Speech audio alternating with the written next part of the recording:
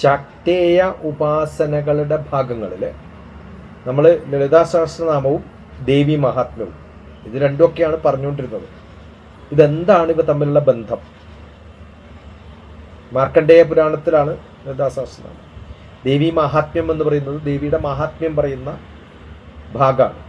ഇതിൻ്റെ രണ്ടിലും ശ്രീവിദ്യ തന്ത്രപരമായിട്ടുള്ള വിശദീകരണങ്ങൾ നമ്മൾ പറയുമ്പോൾ അതിൻ്റെ അന്തർദർശനങ്ങളിലൂടെ ഭാവങ്ങൾ മനസ്സിലാക്കി, ഘട്ടങ്ങൾ മനസ്സിലാക്കി, അതിൻ്റെ പരമമായ രഹസ്യമെന്താണ്, ബന്ധമെന്താണ് എന്നൊക്കെ ഒന്ന് നോക്കാൻ ശ്രമിക്കാം. രണ്ട് ഗ്രന്ഥങ്ങളാണ്, രണ്ട് നിലകളിലാണ്. ഗ്രന്ഥം ദേവി മഹാത്മ്യമാണെങ്കിൽ ശക്തിയുടെ യുദ്ധവും ശുദ്ധീകരണവും ഒക്കെ ചേർന്നിട്ടുള്ള ദേവിയുടെ ശക്തി കാണിക്കുന്നത്. അത് ആത്മീയമായ നിലയിൽ ദേവിയുടെ ശക്തി യുദ്ധം ചെയ്തിട്ട് ശുദ്ധീകരിക്കുന്നത്. ലളിതാ സഹസ്രനാമോ ശക്തിയുടെ, ദേവിയുടെ സൗന്ദര്യം ഉപയോഗിച്ച് പരമബോധം കാണിച്ചു കൊടുക്കലാണ്. ഇതാണ് വ്യത്യാസം. ദേവി മഹാത്മ്യത്തിൽ ഒരു യുദ്ധത്തിൻ്റെ ഭാവമാണെങ്കിൽ ലളിതാ സഹസ്രനാമത്തിൽ സൗന്ദര്യം കൊണ്ടുണ്ടാക്കുന്ന പരമബോധമാണ്. മറ്റിടത്ത് യുദ്ധം ചെയ്ത് ശുദ്ധീകരിക്കുന്നതാണ്. ദേവി മഹാത്മ്യം എന്ന് പറയുന്നത് ശുദ്ധീകരണമാണ്. ലളിതാ സഹസ്രനാമം പരിപൂർണമായ ബോധമാണ് മനസ്സിലാക്കുക. ശക്തിയുടെ രണ്ട് മുഖങ്ങളാണിത്. ഒന്ന് ശക്തി ദർശനങ്ങളിൽ അല്ലെങ്കിൽ ശാക്തേയ സിദ്ധാന്തങ്ങളിൽ പ്രധാനമായ രണ്ട് രൂപങ്ങളാണ്. ഒന്ന് ദുർഗ, രക്ഷിക്കുന്ന ശക്തിയായിട്ട് കാണാൻ പറ്റും. മറ്റൊന്ന് ലളിത, ത്രിപുര സുന്ദരിയാണ്. അത് പരമമായ ശക്തിയാണ്. ദുർഗ എന്ന് പറയുമ്പോൾ തന്നെ ഒരു ആസുരമായ ഒരു ഭാവം, അസുരനെ വധിക്കുന്ന ദുർഗ. കുറേ നെഗറ്റീവായിട്ടുള്ള ശക്തികളെയൊക്കെ യുദ്ധം ചെയ്യാനുള്ള സംരക്ഷണത്തിന് വേണ്ടിയിട്ടുള്ള ഫിസിക്കലായിട്ട് ദുർഗ എന്ന് പറയുമ്പോൾ ഒരു കുറച്ചും കൂടി ഒരു രാക്ഷസികമായിട്ടുള്ള തോന്നലൊക്കെ നമ്മുടെ മനസ്സിലുണ്ടാവും.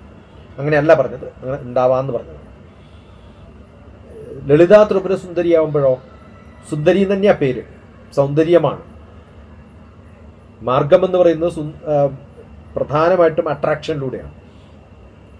അത് സൃഷ്ടിയുടെ ഭാവമാണ്, സൗന്ദര്യത്തിൻ്റെ ഭാവമാണ്, ബോധമാണ്. അതാണ് ലളിതാ സഹസ്രനാമത്തിൽ നമ്മൾ കാണും. രണ്ടും ദേവി തന്നെയാണ്. ദേവിയുടെ വ്യത്യസ്തമായ ഭാവങ്ങളാണ്. ഒന്ന് യുദ്ധത്തിൻ്റെ ഭാവം, ഒന്ന് സൗന്ദര്യത്തിൻ്റെ ഭാവം. ഈ രണ്ട് ഭാവങ്ങളും വെച്ചിട്ട് നമ്മൾ ആത്മീയമായിട്ടുള്ള യാത്രയിൽ, ആത്മീയമായ വളർച്ചയിൽ ഈ രണ്ട് ഘട്ടങ്ങളിലൂടെയും നമ്മൾ പോണ്ടി വരും. ഉള്ളിലുള്ള ആസുരമായ ഭാവം നീക്കിക്കളഞ്ഞ് അഹങ്കാരം, കോപം, അസൂയ, മോഹം ഇതിനെയൊക്കെ നമ്മൾ യുദ്ധം ചെയ്ത് തീർക്കുമ്പോഴാണ് ദേവി മഹാത്മ്യത്തിൻ്റെ പ്രക്രിയയിലൂടെ നമ്മുടെ ആസുരികമായിട്ടുള്ള ഭാവങ്ങളൊക്കെ മാറ്റാൻ നമുക്ക് സാധിക്കാം. അപ്പം അവിടെ നമ്മൾ കാണുന്ന അസുരന്മാരായിട്ടുള്ള മധുകൈടൻ അജ്ഞാനത്തിൻ്റെ പ്രതീകമാണ്. അതിനെ കൊല്ലുന്നതാണ് ദേവിയുടെ സങ്കല്പം. മഹിഷാസുര മർദ്ദിനിയായിട്ടാണ് നമ്മൾ കാണുന്നത്. അത് നമ്മളിലൊക്കെയുള്ള മൃഗീയമായ സ്വഭാവം, അതിനെ കൊല്ലുന്ന ദേവിയെ നമുക്ക് കാണാൻ പറ്റും.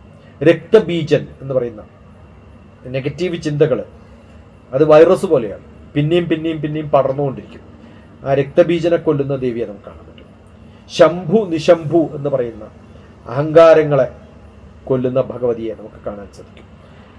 ഇതൊക്കെ കഴിയുമ്പോഴാണ് ചിലപ്പോൾ നമുക്ക് ആത്മബോധത്തിൻ്റെ രണ്ടാം ഘട്ടത്തിലേക്ക് നമുക്ക് എത്താൻ സാധിക്കാം. ആ ആസുരിക ശക്തിയെ ജയിച്ച് എത്തുന്ന ഒരു മനുഷ്യന് ശുദ്ധബോധത്തിലെത്തുമ്പം, ആനന്ദത്തിലേക്ക് എത്തുമ്പോൾ ലളിതാ സഹസ്രനാമം എന്ന് പറയുന്ന കീർത്തിക്ക് സൗന്ദര്യം കാണണമെങ്കിൽ നമുക്ക് ചുറ്റുമുള്ള നല്ല പച്ചപ്പും ഒക്കെ കാണണമെങ്കിൽ ആദ്യം നമ്മുടെ ബോധം ഉള്ളു നന്നാവണം, അല്ലെങ്കിൽ കുറച്ച് ശുദ്ധീകരണം ആവശ്യമാണ്. അത് യുദ്ധത്തിലൂടെ മാത്രമേ ചിലപ്പോൾ നടക്കുകയുള്ളൂ. ഈ ഡോക്ടർമാർ മരുന്ന് വെക്കുന്നതിന് മുമ്പ് ക്ലീൻ ചെയ്യുന്നത് പോലെ ടിഞ്ചർ ഓഫ് അയഡിനൊക്കെ വെച്ചിട്ടൊന്ന് പുകച്ച് കളയുന്നത്. അപ്പോൾ ദേവി മഹാത്മ്യം, പിന്നെ ലളിതാ സഹസ്രനാമം, ഇതൊന്നും ഇല്ലാണ്ട് ചാടുന്നവരാണ് ഈ അബദ്ധത്തിലും അവതാളത്തിലൊക്കെ വീടും. കുറേ പ്രശ്നങ്ങളും ഇത്തരം വേവലാദികളും ആവലാദികളും ഇതൊക്കെ ചെല്ലിട്ടും മനസ്സമാധാനമില്ല. LKG പഠിക്കാണ്ട് PGക്ക് പോയാൽ എന്ത് പറ്റും? ഇതൊക്കെയാണ് പ്രശ്നങ്ങൾ. ഇപ്പോൾ ശ്രീചക്ര രഹസ്യങ്ങളെക്കുറിച്ച് നമ്മൾ പഠിക്കണം. ശ്രീവിദ്യയുടെ പ്രധാനമായ ആശയം, ശ്രീചക്രം എന്ന് പറയുന്നത് ബ്രഹ്മാണ്ഡ പുരാണത്തിൽ കൃത്യമായിട്ട് ജോമെട്രിക്കലായിട്ട് ജാമിതീയമായിട്ടുള്ള രൂപങ്ങളാണ്. അതിൽ പുറത്തൊരു വളയം കാണാം. അത് ലോകം, ജീവിതത്തെക്കുറിച്ചാണ്. ശ്രീചക്രത്തിൻ്റെ ഒന്നാമത്തെ ഭാഗം എന്ന് പറയുന്നത് പുറത്തെ വളയം, അത് ലോകജീവിതമാണ്. ഉള്ളിലുള്ള ഒരു ബിന്ദു, അത് പരമബോധമാണ്. അപ്പോൾ ഈ പുറത്ത് നിന്ന് ഉള്ളിലേക്ക് എത്തുക എന്നുള്ളതാണ് നമ്മുടെ ഒരു സാൽവേഷൻ എന്ന് പറയുന്ന, സെൽഫ് അവെയർനെസ് എന്ന് പറയുന്ന നമ്മുടെ ഒരു രൂപത്തിലേക്ക് നമുക്ക് എത്തേണ്ടത്, നമ്മളെ അറിയുന്ന ഒരു രൂപത്തിലേക്ക് നമ്മൾ എത്തുന്നത്. ദേവീ മഹാത്മ്യത്തിൻ്റെ സ്ഥാനം എന്നുള്ളത് ശ്രീകൃഷ്ണന് പുറത്തുള്ള ആവരണത്തേക്ക് ഒന്ന് ശുദ്ധീകരിക്കുക എന്നുള്ളതാണ്. ആ നെഗറ്റീവായിട്ട് മാറ്റുന്ന, അതാണ് പുറം ലോകം. മോഹം, അഹങ്കാരം, നെഗറ്റീവായിട്ടുള്ള ചിന്തകൾ, അതിനെയൊക്കെ അടിച്ചു പൊട്ടിക്കുന്നതൊക്കെ ഈ ശ്രീചക്രത്തിൻ്റെ വളയത്തിൻ്റെ ആ വളയഭാഗം ക്ലീനാക്കലാണ്. അത് കഴിഞ്ഞിട്ട് ഉള്ളിൽ കയറുമ്പോഴാണ് ലളിതാ സഹസ്രനാമത്തിൻ്റെ സ്ഥാനം നമ്മൾ കാണും. അപ്പോൾ ശ്രീചക്രത്തിൻ്റെ ബിന്ദുവിൽ എങ്ങനെ എത്താമെന്ന് വെച്ചാൽ ദേവി മഹാത്മ്യം പഠിച്ചിട്ട് കാര്യമില്ല. പക്ഷെ അതിനകത്ത് ഉള്ളിൽ കയറണമെങ്കിൽ LKG കഴിഞ്ഞാൽ ബാക്കിയുള്ള പഠനങ്ങളൊക്കെ പറ്റുന്നതാണ്. അത് കുറച്ചും കൂടി ഉള്ളിലേക്ക് എത്തേണ്ടതാണ്. ബിന്ദുവിലേക്ക് എത്തണമെങ്കിൽ പരമബോധം, പരമാനന്ദം, ദൈവികമായ സാക്ഷാത്കാരം, ദൈവസാക്ഷാത്കാരം, ദേവിയെ കാണുക, ഇതൊക്കെ അപ്പോഴേ നടക്കുള്ളൂ. ശക്തിയുടെ 3 തലങ്ങളാണിത്. ഒന്ന്, ശക്തിയെ ദർശനത്തിന് ദേവിക്ക് 3 തലങ്ങൾ പറയാറുണ്ട്. ഒന്ന് രൂപം. ആ രൂപത്തിൽ എന്താ പറയുക, നമ്മൾ ശക്തിയുടെ പ്രധാനമായ പ്രവർത്തനങ്ങൾ എന്താണ്, അത് ദുർഗയുടെ ഭാവമാണ്. ശക്തിയുടെ പ്രധാനമായ സമൃദ്ധി എന്ന് പറയുന്നത്, ജ്ഞാനം എന്ന് പറയുന്നത്, ലക്ഷ്മിയുടെ അവസ്ഥയിലേക്ക് കഴിയുമ്പോൾ എത്തുന്നതാണ് ജ്ഞാനം. അപ്പോൾ ശക്തിയുടെ ജ്ഞാനം, ശക്തിയുടെ സമൃദ്ധി, ശക്തിയുടെ പ്രവൃത്തി, സരസ്വതി, ലക്ഷ്മി, ദുർഗ. പ്രവർത്തനം എന്ന് പറയുന്നത് ദുർഗയും, സമൃദ്ധി എന്ന് പറയുന്നത് ലക്ഷ്മിയും, അതിനുള്ള ജ്ഞാനം എന്ന് പറയുന്നത് സരസ്വതിയാണ്. ഈ 3 രൂപങ്ങളും നമ്മളെ നയിക്കുന്നത് ലളിത ത്രിപുര സുന്ദരിയിലൂടെയാണ്. അതാണ് ലളിതാ സഹസ്രനാമത്തിൻ്റെ ഏറ്റവും വലിയ ഗുണം. ലളിതാ സഹസ്രനാമത്തിൻ്റെ ആശയം എന്ന് പറയുന്നത് ആദ്യത്തെ ശ്ലോകത്തിൽ തന്നെ ചിദഗ്നികുണ്ട സംഭൂത, ബോധത്തിൻ്റെ അഗ്നിയിൽ ഉദിക്കുന്ന ശക്തിയായിട്ട് മാറണം. ആ ബോധമുണ്ടാവണം. ദേവി പുറത്തല്ല, അകത്താണ് എന്നുള്ള ബോധമാണ്. അപ്പോൾ കണ്ട ക്ഷേത്രങ്ങളൊക്കെ തെണ്ടി നടക്കുക, എനിക്ക് തീരെ വയ്യേ, എന്നിട്ട് എവിടെ പോകണം,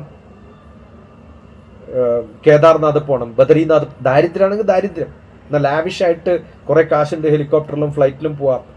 ഇതൊന്നും അല്ല, കഷ്ടപ്പെട്ടിട്ടാണ് പോണത്. എന്തിനാ ഇങ്ങനെ തെണ്ടി നടക്കുന്നത് ഭഗവാന്മാരെ തപ്പിയിട്ട്?